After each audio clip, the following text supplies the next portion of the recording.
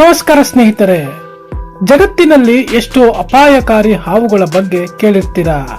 ಆದ್ರೆ ಇಡೀ ಜಗತ್ತಿನಲ್ಲೇ ಕೇವಲ 50 ಮಾತ್ರ ಉಳಿದಿದ್ದ ಅತ್ಯಂತ ಅಪರೂಪದ ಹಾವು ಯಾವುದು ಗೊತ್ತಾ? ಬ್ರಿಟಿಷರು ಮಾಡಿದ ಒಂದೇ ಒಂದು ತಪ್ಪಿಗೆ ಈ ಸಾಧು ಜೀವಿ ಇಡೀ ಭೂಮಿಯಿಂದಲೇ ಕಣ್ಮರೆಯಾಗುವ ಹಂತಕ್ಕೆ ಬಂದು ತಲುಪಿತ್ತು. ವಿಷವೇ ಇಲ್ಲದ ಮನುಷ್ಯರನ್ನು ಕಂಡರೆ ಕಡಿಯದ ಈ ವಿಚಿತ್ರ ಹಾವಿನ ರೋಮಾಂಚಕ ಕಥೆಯನ್ನು ಇವತ್ತಿನ ವಿಡಿಯೋದಲ್ಲಿ ತಿಳಿಯೋಣ ಬನ್ನಿ. ಅದಕ್ಕೂ ಮುಂಚೆ ನೀವಿನ್ನು ನಮ್ಮ ಚಾನೆಲ್ಗೆ ಸಬ್ಸ್ಕ್ರೈಬ್ ಮಾಡಿಲ್ಲ ಅಂದ್ರೆ ದಯವಿಟ್ಟು ಸಬ್ಸ್ಕ್ರೈಬ್ ಮಾಡಿ. ಸ್ನೇಹಿತರೆ, ಪ್ರಪಂಚದಲ್ಲಿ ಸಾವಿರಾರು ಜಾತಿಯ ಹಾವುಗಳಿವೆ. ಆದರೆ ಇಂದು ನಾವು ಜಗತ್ತಿನ ಅತ್ಯಂತ ಅಪರೂಪದ ಹಾವಿನ ಬಗ್ಗೆ ತಿಳಿಯೋಣ. ಈ ಹಾವಿನ ಹೆಸರು ಆಂಟಿಗನ್ ರೇಸರ್ ಹಾವು. ಇದನ್ನು ವೈಜ್ಞಾನಿಕವಾಗಿ ಅಲ್ಸೋಫಿಸ್ ಆಂಟಿಗುವಾ ಎಂದು ಕರೆಯಲಾಗುತ್ತದೆ.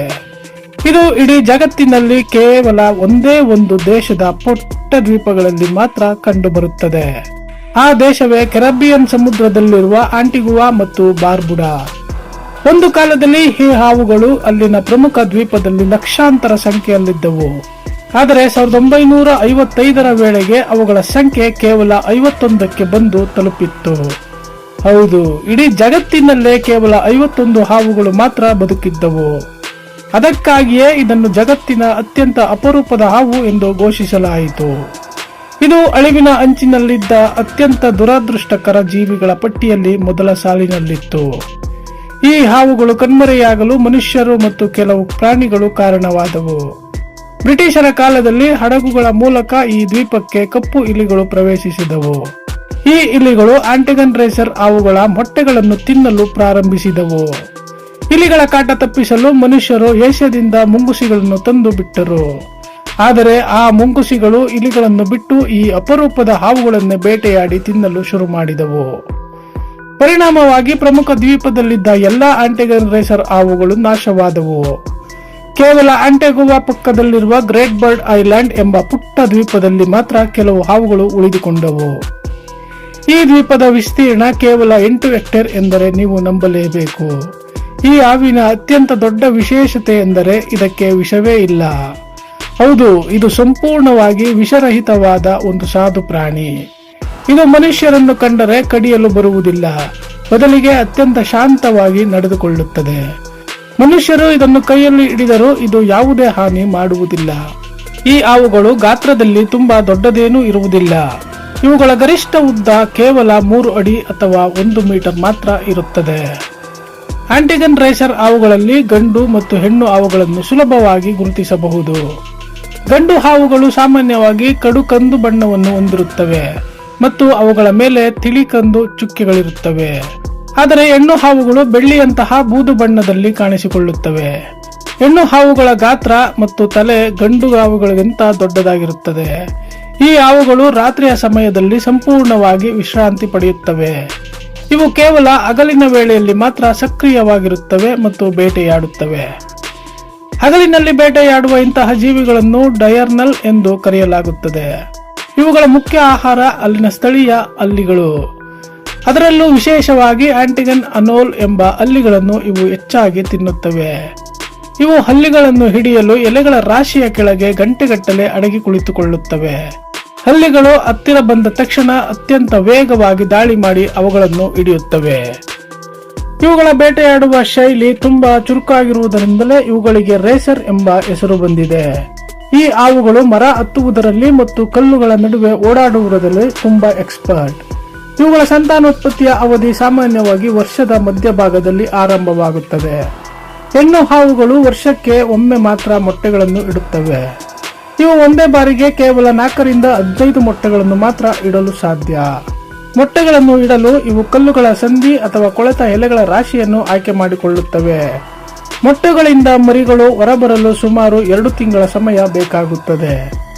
ಹುಟ್ಟಿದ ಹೊಸದರಲ್ಲಿ ಈ ಹಾವಿನ ಮರಿಗಳು ತುಂಬಾ ಚಿಕ್ಕದಾಗಿ ಮತ್ತು ಸೂಕ್ಷ್ಮವಾಗಿರುತ್ತವೆ. ಇವುಗಳಿಗೆ ದಟ್ಟವಾದ ಕಾಡುಗಳಿಗಿಂತ ಕರಾವಳಿಯ ಮುಳ್ಳಿನ ಪೊದೆಗಳಿರುವ ಜಾಗ ಎಂದರೆ ತುಂಬಾ ಇಷ್ಟ. ಕಲ್ಲು ಬಂಡೆಗಳು ಮತ್ತು ಒಣ ಎಲೆಗಳು ಇರುವ ಪ್ರದೇಶ ಇವುಗಳ ವಾಸಕ್ಕೆ ಸೂಕ್ತವಾದ ಜಾಗವಾಗಿವೆ. ಇವುಗಳು ವಾಸಿಸುವ ದ್ವೀಪದಲ್ಲಿ ನೀರಿನ ಮೂಲಗಳು ತುಂಬಾ ಕಡಿಮೆ ಇರುತ್ತವೆ. ಆದರೂ ಇವು ಅಲ್ಲಿನ ವಾತಾವರಣಕ್ಕೆ ತಕ್ಕಂತೆ ತಮ್ಮ ಜೀವನವನ್ನು ಹೊಂದಿಸಿಕೊಂಡಿರುತ್ತವೆ. ಇವುಗಳ ದೃಷ್ಟಿಶಕ್ತಿ ಮತ್ತು ವಾಸನೆ ಗ್ರಹಿಸುವ ಶಕ್ತಿ ಅತ್ಯಂತ ತೀಕ್ಷ್ಣವಾಗಿರುತ್ತದೆ. ತಳಭಾಗದಲ್ಲಿ ಇರುವ ಸಣ್ಣ ಶಬ್ದವನ್ನು ಕೂಡ ಇವು ತಕ್ಷಣವೇ ಗ್ರಹಿಸಬಲ್ಲವು.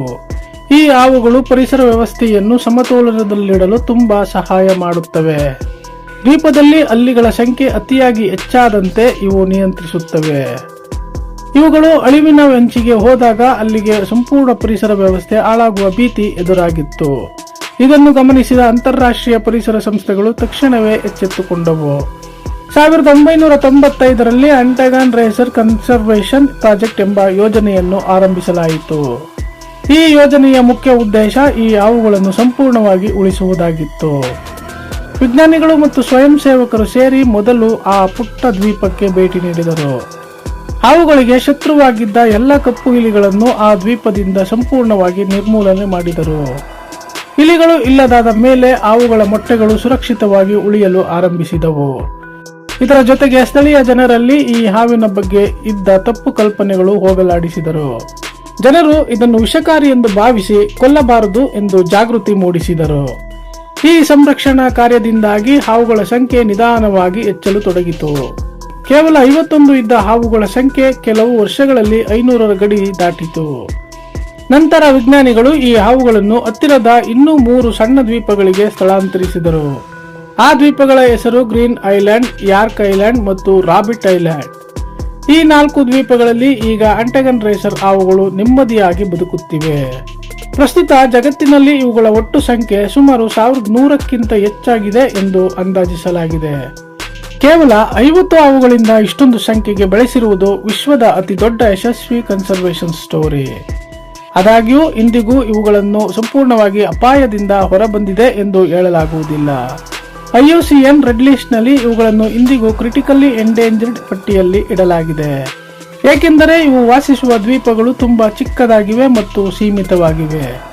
ಇತ್ತೀಚಿನ ದಿನಗಳಲ್ಲಿ ಜಾಗತಿಕ ತಾಪಮಾನ ಮತ್ತು ಹವಾಮಾನ ವೈಪರೀತ್ಯ ಇವುಗಳಿಗೆ ದೊಡ್ಡ ಶತ್ರುವಾಗಿದೆ. ಸಮುದ್ರದ ಮಟ್ಟ ಹೆಚ್ಚಾದರೆ ಈ ಸಣ್ಣ ದ್ವೀಪಗಳು ಮುಳುಗಡೆಯಾಗುವ ಅಪಾಯವಿದೆ. ಅಲ್ಲದೆ ಕೆರೆಬಿಯನ್ ಸಮುದ್ರದಲ್ಲಿ ಬರುವ ಭೀಕರ ಚಂಡಮಾರುತಗಳು ಇವುಗಳ ವಾಸಸ್ಥಾನವನ್ನು ನಾಶ ಮಾಡುತ್ತವೆ. ಪ್ರವಾಸಿಗರು ಅಕಸ್ಮಾತ್ ಈ ದ್ವೀಪಗಳಿಗೆ ಮತ್ತೆ ಇಲಿಗಳನ್ನು ತಂದರೆ ಇವುಗಳ ಕತೆ ಮುಗಿದಂತೆ.